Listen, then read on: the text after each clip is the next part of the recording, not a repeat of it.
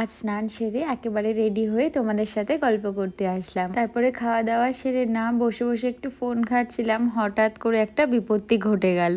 Rudi study টেবিলের এই ওপরের দিকটাতে না আমি ভগবানদের একটু বসিয়েছি, কারণ প্রতিদিন একটু ধূপধুনো দিই। আর এই কর্নার করে না একটা মহাদেবের এরকম ফটো রাখা ছিল, হঠাৎ করে কি করে যে পড়ে ভেঙে গেল বুঝতেই পারলাম না।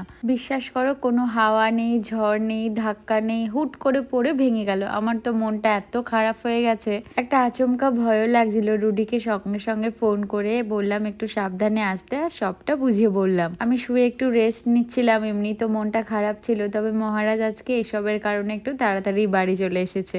বাইরে ওয়েদারটা একটু খারাপ ছিল, যাই হোক বাড়ি চলে এসেছে সুস্থ মতন, এটাই আমার জন্য অনেক। আচ্ছা, তোমাদের থেকেও একটা কথা জানতে চাই, ওকে শার্ট পরে বেশি ভালো লাগে না টি শার্ট পরে বেশি ভালো লাগে? কমেন্টে প্লিজ জানিও তো। তারপর ঝুলি থেকে দেখলাম একটা একটা করে এরকম ক্রাঞ্চি চিপস গুলো বের করছে। আমি তো এগুলো খেতে ভালোবাসি, তবে এগুলো এখন একটু অ্যাভয়েডই করি। তবে এগুলো দেখে আমাকে বুঝে নিতেই হবে, যেহেতু আজকে তাড়াতাড়ি বাড়ি এসছে, এখন মহারাজের একটু মুড়ি চানাচুরের দরকার আছে। আর দেখলাম ডায়েট ওটস বিস্কিটটা নিয়ে এসছে, খেয়ে দেখি কেমন লাগে। আর এর মধ্যেই না হাওয়া ছুটেছে, আমি দৌড়ে নিচে গেছি, কারণ ও বললো যে আমাদের পুগলা নাকি বাইরে। দৌড়ে দৌড়ে নেমে দেখি সে বহাল তবিয়াতে ঘরের মধ্যে বসে আছে। এদিকে বাইরের ওয়েদারটা তো চরম হয়ে গেছে, এতদিন যা গরম পড়েছিল, আজ ওয়েদারটা দেখে মনে হচ্ছে একটু স্বস্তিতে নিঃশ্বাস ফেলা যাবে। দেখো, বাড়িতে কোনো কিছু এসেছে আর সেটা আমি খুলে দেখবো না তখনই, সেটাও আবার হয় নাকি। তাই ঝটপট ওটস বিস্কিটটা একটু খুলে দেখলাম।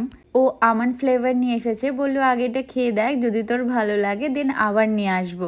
আমি ময়দার জিনিসগুলো একটু অ্যাভয়েড করি, আর বিস্কিটও সেই জন্য খাই না, তবে বিশ্বাস করো এটা খেতে দারুণ। আজকে ফার্স্ট টাইম ট্রাই করলাম। তারপরে রুডিকেও বললাম একটু টেস্ট কর, কিন্তু ওর তো মনটা মুড়ি চানাচুরেই পড়ে আছে, তাই আমি একটু বাটি ভর্তি করে মুড়ি আর চানাচুর নিয়ে আসলাম।